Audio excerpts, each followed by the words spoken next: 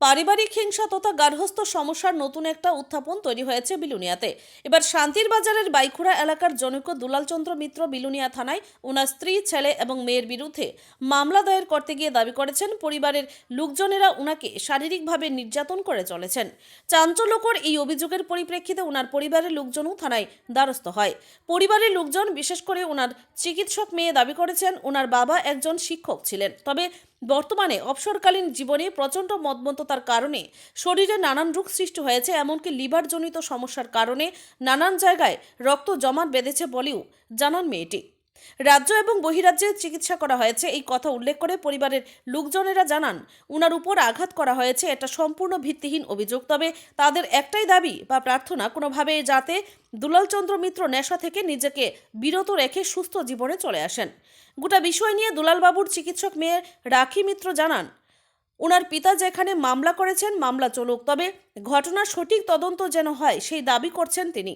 তবে একজন মদ্যপ পিতা নিজ স্ত্রী এবং সন্তানের বিরুদ্ধে থানায় মামলা দায়ের করেছেন, এই বিষয়টা নিয়ে ব্যাপক প্রতিক্রিয়া তৈরি হয়েছে এবং দিকে দিকে প্রশ্ন তৈরি হয়েছে, এ কেমন সমাজে আমরা বাস করছি যেখানে মদের নেশায় পরিবার গৌণ হয়ে যাচ্ছে।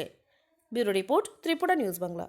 নিউজ চ্যানেলে আমার বাবা দিল মিস্টার দুলাল চন্দ্র মিত্র আমরার ব্যাপারে আমার মা আর ভাই ওনাকে টর্চার করে, ফিজিক্যালি অ্যাসল্ট করে, কিন্তু যেটা সম্পূর্ণভাবে ভুল, মিথ্যা অপবাদ। আমার মা অ্যাকচুয়ালি ফিজিক্যালি অ্যাসল্ট হইতেছিল অনেক বছর ধরে, কিন্তু আমরা এটাকে ফ্যামিলিগত বা পারিবারিকভাবে মীমাংসা করার চেষ্টা করছি। আমার বাবারও অনেকবার বোঝানোর চেষ্টা করছি, কারণ আমার বাবা এক্সেসিভ ড্রিঙ্ক করে, অ্যালকোহল নেয়। তো কিন্তু ওই অ্যালকোহলটা নেওয়ার থেকে তাই আটকাইতে গিয়েই সব সমস্যার আমরা সম্মুখীন হয়েছি। স্ক্র্যাচ বলতে এটা আমার বাবার অ্যাকচুয়ালি সিএলডি আছে, যেটা মেডিকেল টার্মে কয় ক্রনিক লিভার ডিজিজ। অনেক বছর ধরে অ্যালকোহল নেয়, তো এটা আস্তে আস্তে লিভার ডিজিজ শুরু হয়ে গেছিলো।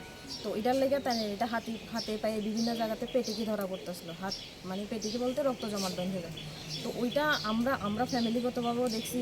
বাবু অনেকবার বাইরে গিয়ে ট্রিটমেন্টও করাইছে, এখানে লোকালিও ট্রিটমেন্ট করা হয়েছে, কিন্তু হইতেছিল না, শরীরে বিভিন্ন জায়গাতে আছে।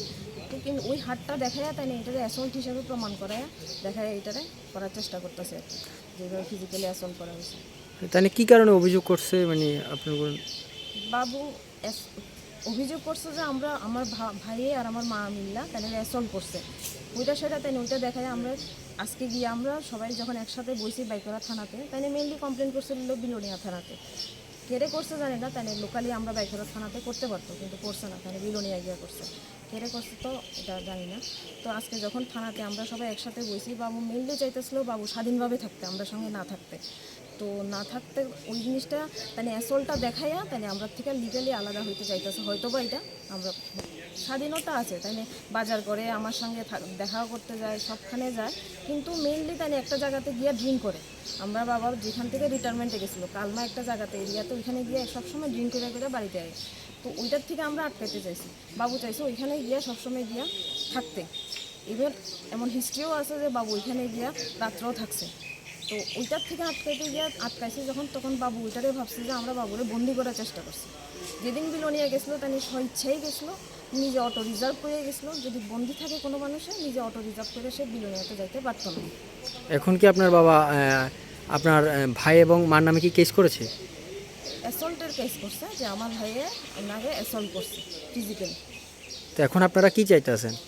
ঠিক আছে, এটা যেহেতু কেস হয়েছে, আইনের দ্বারস্থ হয়েছে, এটা সুস্থভাবে তদন্ত হোক, আমরাও চাই। এই তো এতটুকুই আর কি। আপনার মার নাম? অপর্ণা দাস মিত্র। আপনার নাম?